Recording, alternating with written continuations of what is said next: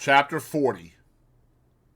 It was fortunate for me that I had to take precautions to ensure, so far as I could, the safety of my dreaded visitor, for this thought pressing on me when I awoke held other thoughts in a confused concourse at a distance. The impossibility of keeping him concealed in the chambers was self-evident. It could not be done, and the attempt to do it would inevitably engender suspicion. True, I had no avenger in my service now, but I was looked after by an inflammatory old female, assisted by an animated ragbag whom she called her niece, and to keep a room secret from them would be to invite curiosity and exaggeration. They both had weak eyes, which I had long attributed to their chronically looking in at keyholes, and they were always at hand when not wanted. Indeed, that was their only reliable quality besides larceny. Not to get up a mystery with these people, I resolved to announce in the morning that my uncle had unexpectedly come from the country. This course I decided on while I was yet groping about in the darkness for the means of getting a light. Not stumbling on the means after all, I was fain to go out to the adjacent lodge and get the watchman there to come with his lantern. Now, in groping my way down the black staircase, I fell over something, and that something was a man crouching in a corner.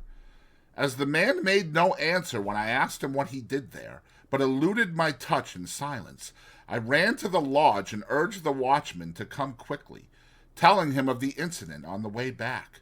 The wind being as fierce as ever, we did not care to endanger the light in the lantern by rekindling the extinguished lamps on the staircase. But we examined the staircase from the bottom to the top and found no one there. It then occurred to me as possible that the man might have slipped into my rooms. So, lighting my candle at the watchman's and leaving him standing at the door, I examined them carefully, including the room in which my dreaded guest lay asleep. All was quiet, and assuredly no other man was in those chambers. It troubled me that there should have been a lurker on the stairs on that night of all nights in the year, and I asked the watchman, on the chance of eliciting some hopeful explanation as I handed him a dram at the door, whether he had admitted at his gate any gentleman who had perceptibly been dining out. Yes, he said, at different times of the night, 3. One lived in Fountain Court, and the other 2 lived in the lane, and he had seen them all go home.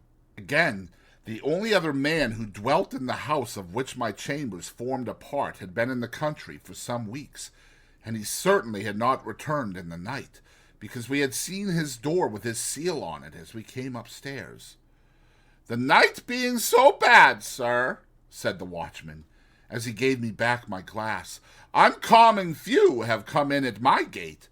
Besides them 3 gentlemen that I have named, I don't call to mind another since about 11 o'clock, when a stranger asked for you." "My uncle," I muttered. "Yes." "You saw him, sir?" "Yes, oh yes. Likewise the person with him." "Person with him?" I repeated. "I judged the person to be with him," returned the watchman. "The person stopped when he stopped to make inquiry of me, and the person took this way when he took this way." "What sort of person?" The watchman had not particularly noticed. He should say a working person, to the best of his belief. He had a dust-colored kind of clothes on, under a dark coat. The watchman made more light of the matter than I did, and naturally, not having my reason for attaching weight to it. When I had got rid of him, which I thought it well to do without prolonging explanations, my mind was much troubled by these 2 circumstances taken together, whereas they were easy of innocent solution apart, as, for instance, some diner out or diner at home, who had not gone near this watchman's gate, might have strayed to my staircase and dropped asleep there, and my nameless visitor might have brought someone with him to show him the way. Still, joined, they had an ugly look to one as prone to distrust and fear as the changes of a few hours had made me. I lighted my fire, which burnt with a raw, pale flare at that time of the morning, and fell into a doze before it. I seemed to have been dozing a whole night when the clock struck 6. As there was full an hour and a half between me and daylight, I dozed again, now waking up uneasily with prolix conversations about nothing in my ears, now making thunder of the wind in the chimney, at length falling off into a profound sleep from which the daylight woke me with a start. All this time I had never been able to consider my own situation, nor could I do so yet. I had not the power to attend to it. I was greatly dejected and distressed, but in an incoherent, wholesome sort of way. As to forming any plan for the future, I could as soon have formed an elephant. When I opened the shutters and looked out at the wet, wild morning, all of a leaden hue, when I walked from room to room, when I sat down again shivering before the fire, waiting for my laundress to appear, I thought how miserable I was, but hardly knew why, or how long I had been so, or in what day of the week I made the reflection, or even who I was that made it. At last, the old woman and the niece came in, the latter with a head not easily distinguishable from her dusty broom, and testified surprise at sight of me in the fire, to whom I imparted how my uncle had come in the night and was then asleep, and how the breakfast preparations were to be modified accordingly. Then I washed and dressed while they knocked the furniture about and made a dust, and so, in a sort of dream or sleepwalking, I found myself sitting by the fire again, waiting for him to come to breakfast. By and by his door opened, and he came out. I could not bring myself to bear the sight of him, and I thought he had a worse look by daylight. "Do not even know," said I, speaking low as he took his seat at the table, "by what name to call you. I have given out that you are my uncle." "That's it, dear boy. Call me uncle." "You assumed some name, I suppose, on board ship." "Yes, dear boy. I took the name of Provis." "Do you mean to keep that name?" "Why, yes, dear boy. It's as good as another, unless you'd like another." "What is your real name?" asked him in a whisper. "Magwitch," he answered in the same tone. "Christened Abel." "What were you brought up to be?" "A warmint, dear boy." He answered quite seriously, and used the word as if it denoted some profession. "When you came into the temple last night," said I, pausing to wonder whether that could really have been last night, which seemed so long ago. "Yes, dear boy." "When you came in at the gate and asked the watchman the way here, had you anyone with you?" "With me? No, dear boy." "But there was someone there." "I didn't take particular notice," he said dubiously, "not knowing the ways of the place. But I think there was a person, too, come in alonger me." "Are you known in London?" "I hope not," said he, giving his neck a jerk with his forefinger that made me turn hot and sick. "Were you known in London once?" "Not over and above, dear boy. I was in the provinces mostly." "Were you tried in London?" "Which time?" said he, with a sharp look. "The last time." He nodded. "First knowed Mr. Jaggers that way. Jaggers was for me." It was on my lips to ask him what he was tried for, but he took up a knife, gave it a flourish, and with the words, "And what I done is worked out and paid for," fell to at his breakfast. He ate in a ravenous way that was very disagreeable, and all his actions were uncouth, noisy, and greedy. Some of his teeth had failed him since I saw him eat on the marshes, and as he turned his food in his mouth and turned his head sideways to bring his strongest fangs to bear upon it, he looked terribly like a hungry old dog. If I had begun with any appetite, he would have taken it away, and I should have sat much as I did, repelled from him by an insurmountable aversion, and gloomily looking at the cloth. "I'm a heavy grubber, dear boy," he said, as a polite kind of apology when he made an end of his meal. "But I always was. If it had been in my constitution to be a lighter grubber, I might have got into lighter trouble. Similarly, I must have my smoke. When I was first hired out as shepherd t'other side the world, it's my belief I should have turned into a melancholy mad sheep myself if I hadn't had my smoke. As he said so, he got up from the table, and putting his hand into the breast of the peacoat he wore, brought out a short black pipe and a handful of loose tobacco of the kind that is called Negro head. Having filled his pipe, he put the surplus tobacco back again, as if his pocket were a drawer. Then he took a live coal from the fire with the tongs and lighted his pipe at it, and then turned round on the hearth rug with his back to the fire, and went through his favorite action of holding out both his hands for mine. "And this," said he, dandling my hands up and down in his as he puffed at his pipe, "and this is the gentleman what I made, the real genuine one. It does me good fur to look at you, Pip. All I stipulate is to stand by and look at you, dear boy." Released my hands as soon as I could, and found that I was beginning slowly to settle down to the contemplation of my condition. What I was chained to, and how heavily, became intelligible to me as I heard his hoarse voice, and sat looking up at his furrowed, bald head with its iron-gray hair at the sides. "I mustn't see my gentleman a-footing it in the mire of the streets. There mustn't be no mud on his boots. My gentleman must have horses, Pip, horses to ride, and horses to drive, and horses for his servant to ride and drive as well. Shall colonists have their horses, and blood'uns, if you please, good Lord, and not my London gentlemen? No, no. We'll show 'em another pair of shoes than that, Pip, won't us?" He took out of his pocket a great thick pocketbook, bursting with papers, and tossed it on the table. "There's something worth spending in that there book, dear boy. It's your'n. All I've got ain't mine. It's your'n. Don't you be afeard on it. There's more where that come from. I've come to the old country fur to see my gentleman spend his money like a gentleman. That'll be my pleasure. My pleasure you'll be fur to see him do it. And blast you all," he wound up, looking round the room and snapping his fingers once with a loud snap, "blast you every one, from the judge in his wig to the colonist a-stirring up the dust. I'll show a better gentleman than the whole kit on you put together." "Stop," said I, almost in a frenzy of fear and dislike. "I want to speak to you. I want to know what is to be done. I want to know how you are to be kept out of danger, how long you are going to stay, what projects you have."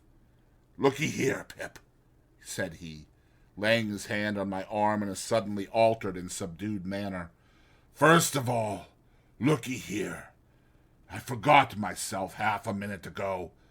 What I said was low. That's what it was, low. Looky here, Pip. Look over it. I ain't a-going to be low.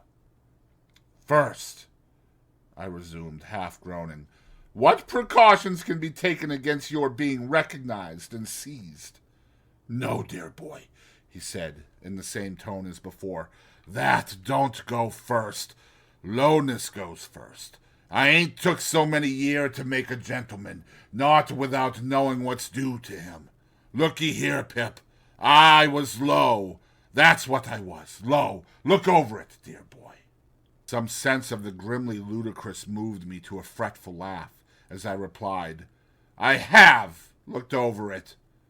In heaven's name, don't harp upon it." "Yes, but looky here," he persisted.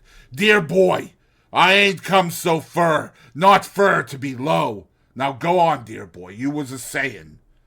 How are you to be guarded from the danger you have incurred?" "Well, dear boy, the danger ain't so great. Without I was informed again, the danger ain't so much to signify. There's Jaggers, and there's Wemmick, and there's you. Who else is there to inform?" "Is there no chance person who might identify you in the street?" said I. "Well," he returned, "there ain't many.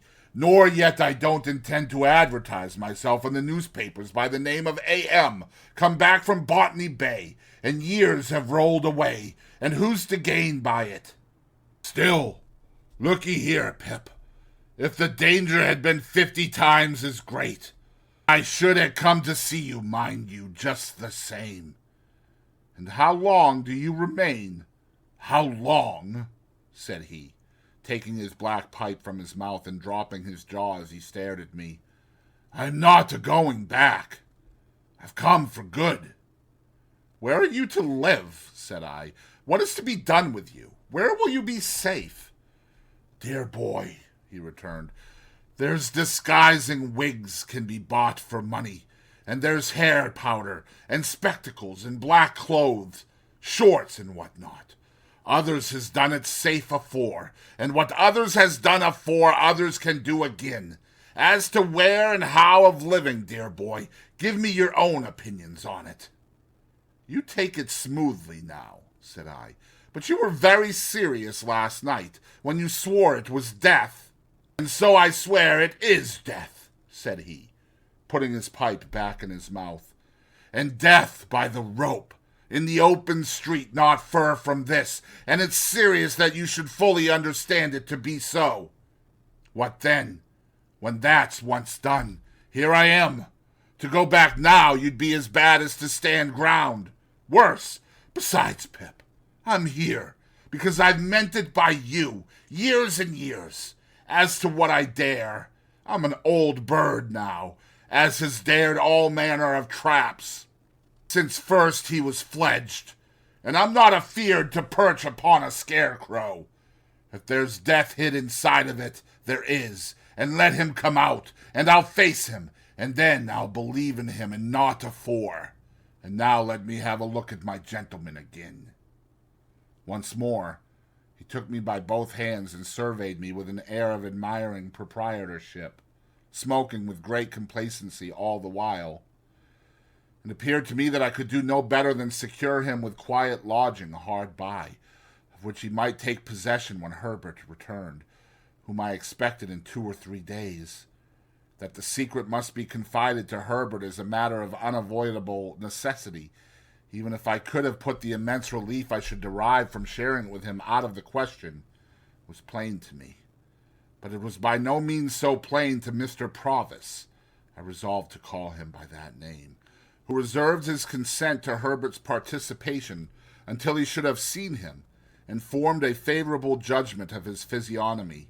And even then, dear boy, said he, pulling a greasy little clasped black testament out of his pocket, we'll have him on his oath. State that my terrible patron carried this little black book about the world solely to swear people on in cases of emergency would be to state what I never quite established. But this I can say, that I never knew him put it to any other use. The book itself had the appearance of having been stolen from some court of justice, and perhaps his knowledge of its antecedents, combined with his own experience in that wise, gave him a reliance on its powers as a sort of legal spell or charm. On this first occasion of his producing it, I recalled how he had made me swear fidelity in the churchyard long ago, and how he had described himself last night as always swearing to his resolutions in his solitude. As he was at present dressed in a seafaring slop suit, in which he looked as if he had some parrots and cigars to dispose of, I next discussed with him what dress he should wear. He cherished an extraordinary belief in the virtues of shorts as a disguise, and had in his own mind sketched a dress for himself that would have made him something between a dean and a dentist. It was with considerable difficulty that I won him over to the assumption of a dress more like a prosperous farmer's, and we arranged that he should cut his hair close and wear a little powder. Lastly, as he had not yet been seen by the laundress or her niece, he was to keep himself out of their view until his change of dress was made.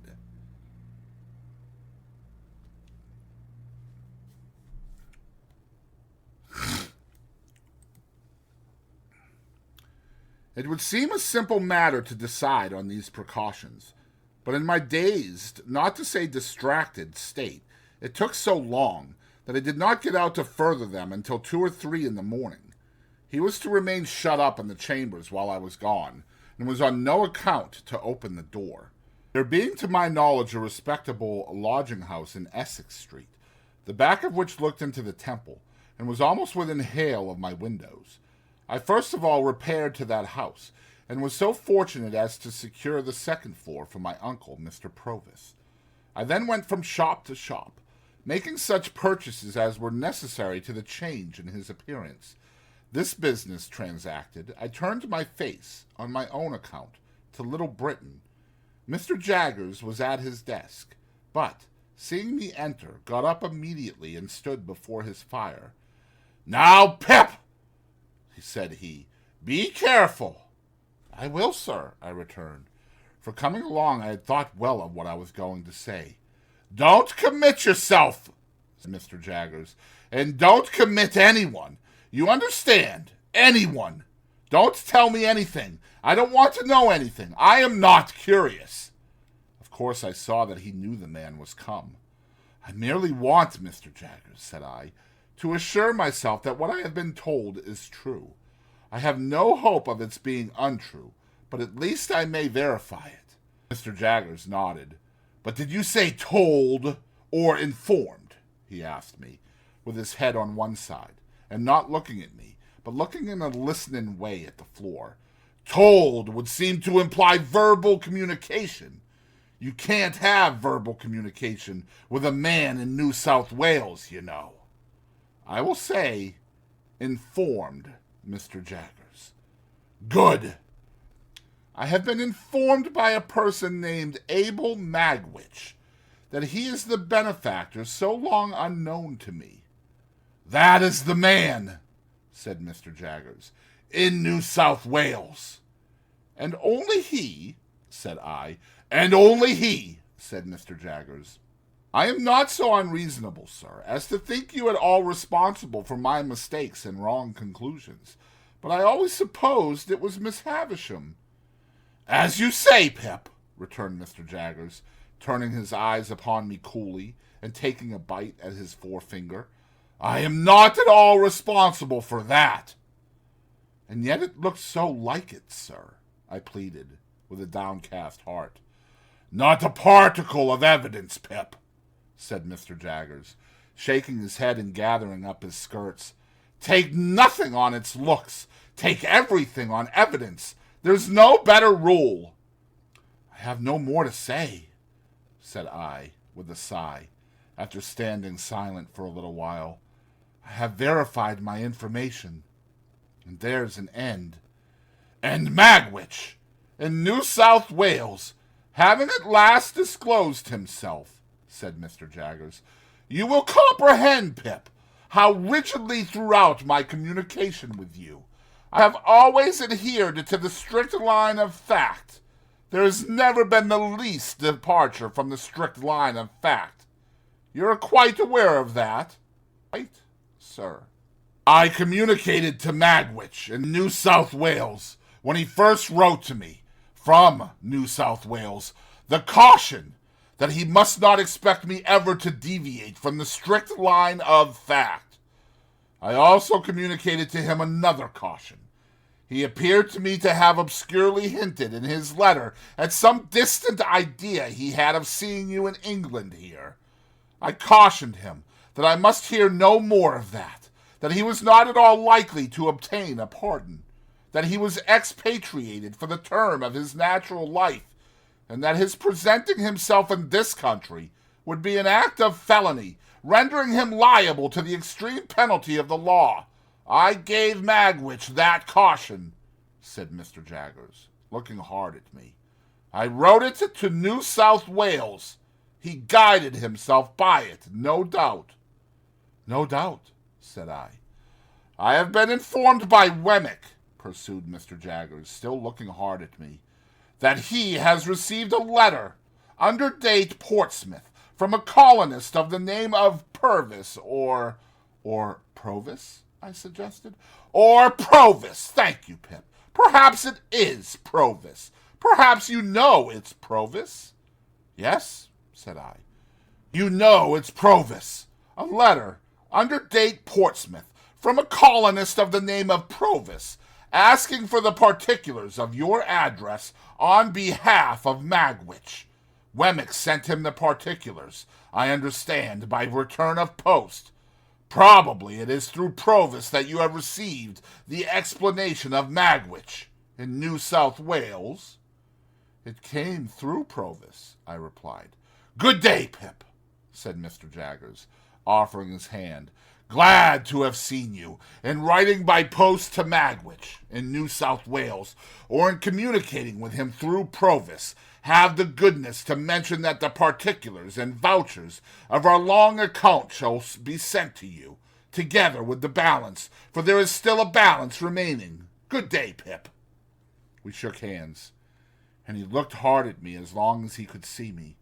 I turned at the door, and he was still looking hard at me, while the two vile casts on the shelf seemed to be trying to get their eyelids open and to force out of their swollen throats, "Oh, what a man he is!" Wemmick was out, and though he had been at his desk, he could have done nothing for me. I went straight back to the temple, where I found the terrible Provis drinking rum and water and smoking Negro head in safety. Next day, the clothes I had ordered all came home, and he put them on. Whatever he put on became him less, it dismally seemed to me, than what he had worn before. To my thinking, there was something in him that made it hopeless to attempt to disguise him. The more I dressed him, and the better I dressed him, the more he looked like the slouching fugitive on the marshes. This effect on my anxious fancy was partly referable, no doubt, to his old face and manner growing more familiar to me. I believe, too, that he dragged one of his legs as if there were still a weight of iron on it, and that from head to foot there was convict in the very grain of the man. The influences of his solitary hut life were upon him besides, and gave him a savage air that no dress could tame. Added to these were the influences of his subsequent branded life among men, and, crowning all, his consciousness that he was dodging and hiding now. In all his ways of sitting and standing, and eating and drinking, of brooding about in a high-shouldered, reluctant style, of taking out his great horn-handled jackknife and wiping it on his legs and cutting his food, of lifting light glasses and cups to his lips, as if they were clumsy pannikins, of chopping a wedge off his bread, and soaking up with it the last fragments of gravy round and round his plate, as if to make the most of an allowance, and then drying his finger ends on it, and then swallowing it. In these ways, and 1,000 other small nameless instances arising every minute in the day, there was prisoner, felon, bondsman, plain as plain could be. It had been his own idea to wear that touch of powder, and I had conceded the powder after overcoming the shorts, but I can compare the effect of it, when on, to nothing but the probable effect of rouge upon the dead. So awful was the manner in which everything in him that it was most desirable to repress started through that thin layer of pretense, and seemed to come blazing out at the crown of his head. It was abandoned as soon as tried, and he wore his grizzled hair cut short. Words cannot tell what a sense I had at the same time of the dreadful mystery that he was to me. When he fell asleep of an evening, with his knotted hands clenching the sides of the easy-chair, and his bald head tattooed with deep wrinkles fallen forward on his breast, I would sit and look at him, wondering what he had done, and loading him with all the crimes in the calendar, until the impulse was powerful on me to start up and fly from him. Every hour so increased my abhorrence of him, that I even think I might have yielded to this impulse in the first agonies of being so haunted, notwithstanding all he had done for me and the risk he ran, but for the knowledge that Herbert must soon come back. Once, I actually did start out of bed in the night and begin to dress myself in my worst clothes, hurriedly intending to leave him there with everything else I possessed, and enlist for India as a private soldier. I doubt if a ghost could have been more terrible to me, up in those lonely rooms in the long evenings and long nights, with the wind and the rain always rushing by. A ghost could not have been taken and hanged on my account, and the consideration that he could be, and the dread that he would be, were no small addition to my horrors. When he was not asleep, or playing a complicated kind of patience with a ragged pack of cards of his own, a game that I never saw before or since, and in which he recorded his winnings by sticking his jackknife into the table. When he was not engaged in either of these pursuits, he would ask me to read to him. "Foreign language, dear boy."